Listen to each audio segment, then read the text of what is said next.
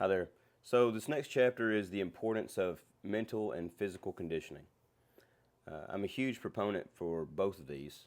The physical and the mental, they both have their own things, but the only way that I've found to truly develop that mental toughness is to strengthen yourself and callous yourself through physical training or physical conditioning.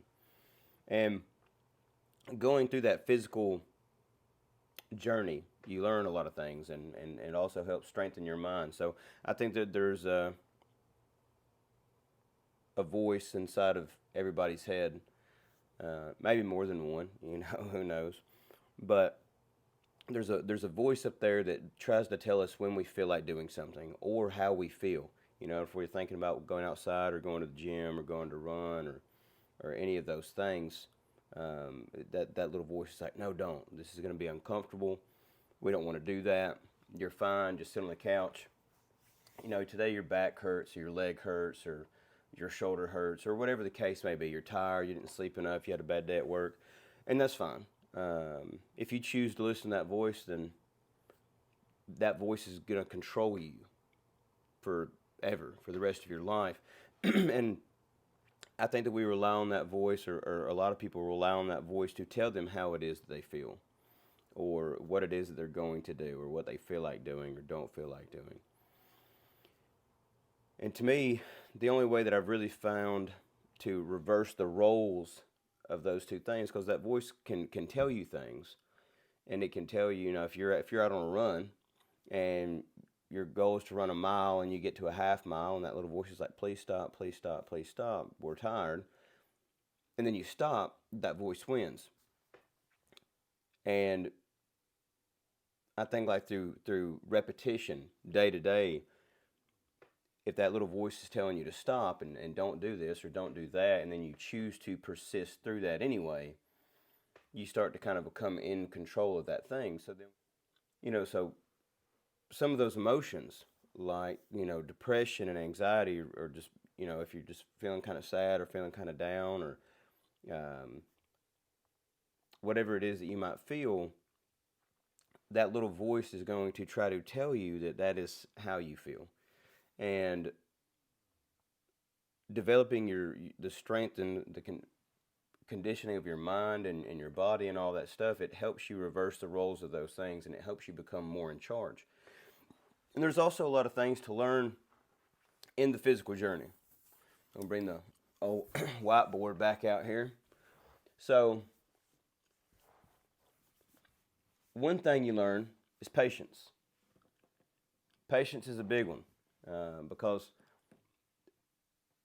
if you have a long way to go, if you want to run 5 miles and you can only run a quarter mile, that's going to take some time. It's going to take a lot of time, and maybe not that long. I mean, it doesn't really take that long to build cardiovascular endurance and things. Accountability. So when you're going through and you're trying to get in shape, or you're trying to lose weight, or whatever you're doing, you have to realize that you're accountable for everything that you do or everything you don't do. And you have to be honest with yourself, because your body's not going to lie to you. Your mind's not going to lie to you, and the better in shape you get and the more in control you are, the more in control you'll be. And, that's really, the accountability thing is going to be huge, because you're responsible for everything that you do, all the choices that you make. Self-discipline. A lot of people view self-discipline as a negative thing, and it's not.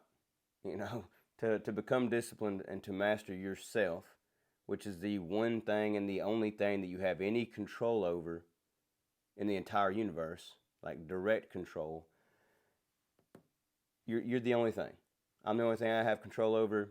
You're the only thing you have control over. And if you don't learn how to discipline yourself and do the things you're supposed to do, not do the things you're not supposed to do, then what are you doing? You have a chance to control something, to master one thing, to discipline one thing truly. You may as well learn how to do that. Self-trust. Every day, if you're like, hey, well, I'm going to go to the gym today, and then you don't, that's a lie. You lied to yourself. If you say, well, tomorrow morning I'm going to get up 30 minutes before work and I'm going to do some push-ups or I'm going to go on a walk, and you don't, you lied. And over time, I mean, those lies build up. Those lies build up. So if you're constantly telling yourself one thing, well, tomorrow I'm not going to eat McDonald's for lunch. Tomorrow I'm not going to have those Krispy Kremes for breakfast. Or tomorrow I'm not going to sit on the couch and watch Netflix for 3 hours. Or, this weekend I'm not going to drink 2 cases of beer and pass out in the field. If you tell yourself that you're not going to do something or that you're going to do something, I would suggest that you do or don't do whatever that thing is.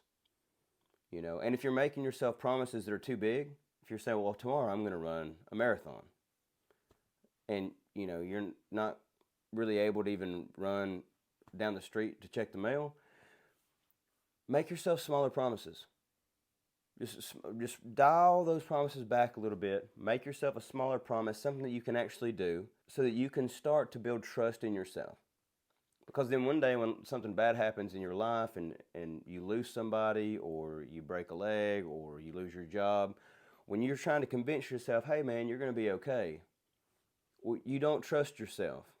Anyway, like, you don't trust yourself to wake up 30 minutes before work. So you think if you're $50,000 in debt and you're going to have to work 3 full-time jobs for 2 years in order to get out of that debt, you think that you're going to trust yourself to do that? Probably not. Perseverance takes time every single day. And I don't think that there should be like this end result that we're trying to obtain. I think that we should always be training, always becoming better, always becoming more. And another thing, and probably one of the most important things that you will learn, is that you are more than you thought, or you are more than you think. And you have proof for that. You'll have a track record for that. And you'll realize that indeed you are. So you'll know that you are stronger than you thought you were. And then as other things happen as you move through life, you also will have the knowledge that you could be stronger than you are now also. So you condition yourself physically and you condition yourself mentally, and both those things kind of work hand in hand. It's kind of a symbiotic relationship there. But it's really important to condition yourself. It's very, very, very important. And I'm going to go into a lot more detail about that part of stuff, like the gym and the fitness and nutrition later on. But right now, that's where we're at.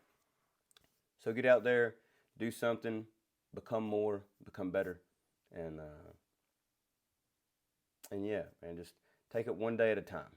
It's going to take time, so be patient with life in general. And even if you're sad, depressed, all those things, just the chemical release of physical activity alone, being out in the sun, getting some vitamin D, and just being out there, getting your heart rate elevated, contracting your muscles, all that stuff, that itself is going to be super beneficial to you in more ways than you could possibly imagine. So I will talk to you on the next video.